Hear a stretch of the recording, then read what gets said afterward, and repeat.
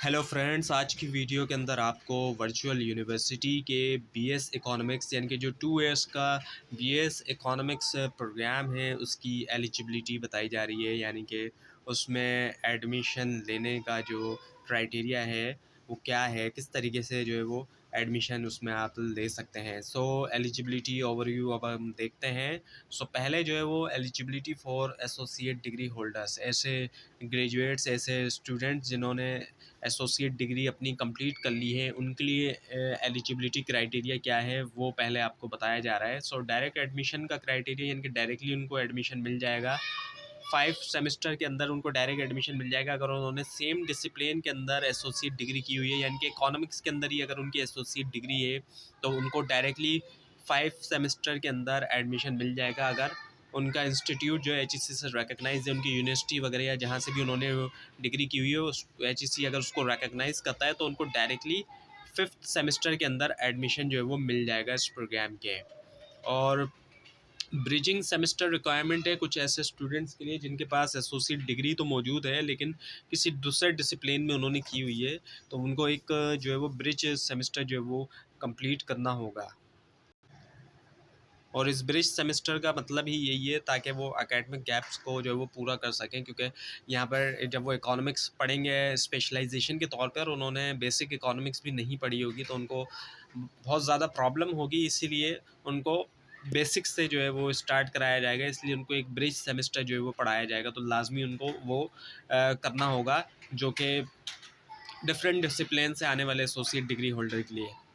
और मिनिमम अगर इसमें हम बात करें कि कितनी जीपीए रिक्वायर्ड है, तो 2 जीपीए रिक्वायर्ड है आउट ऑफ 4। जहाँ पर जिन यूनिवर्सिटीज़ में 4 जीपीए होता है तो वहाँ पर 4 में से 2 जो है वो मिनिमम यहाँ पर रिक्वायर्ड है। और ज़ाहिर बात है जीपीए ज़्यादातर होता है सेमेस्टर सिस्टम में जीपीए होता है, और एसोसिएट डिग्रीज़ में ज़्यादातर सेमेस्टर सिस्टम को ही फॉलो किया जा रहा है। और एच रिकग्निशन इम्पोर्टेंस है ये वो यही है कि तमाम जो है वो डिग्रीज़, जो भी डिग्री होल्डर है उसकी एच से लाजमी तौर पे जो है वो रिकग्नाइज होनी चाहिए।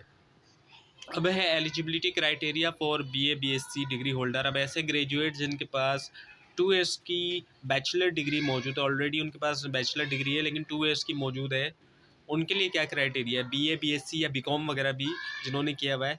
सो ऐसे ग्रेजुएट जिन्होंने एनुअल सिस्टम के अंदर किया हुआ है बीए बीएससी वगैरह, ये भी अप्लाई कर सकते हैं बीएस इकोनॉमिक्स के अंदर। लेकिन ऐसे स्टूडेंट्स को लाजमी तौर पर ब्रिज सेमेस्टर स्टडी करना होगा। और इनको क्यों करना होगा, क्योंकि उसके रीज़न ये है कि इन्होंने अभी तक एनुअल सिस्टम पढ़ा है और इनको जो सेमेस्टर सिस्टम है उसके बारे में नहीं पता है। सेमेस्टर सिस्टम को जानने के लिए इनको एक ब्रिज सेमेस्टर जो है वो एक एक्स्ट्रा सेमेस्टर जो है वो पढ़ना पड़ेगा।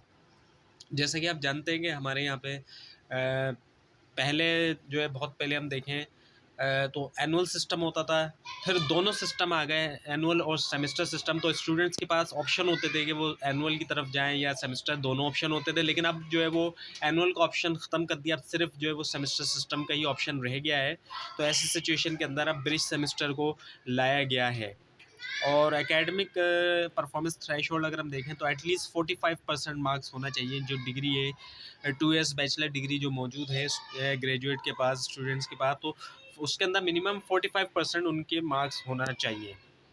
और ऑब्वियसली बात है इंस्टीट्यूशन उनका जो है वो एच से रिकगनाइज होना चाहिए।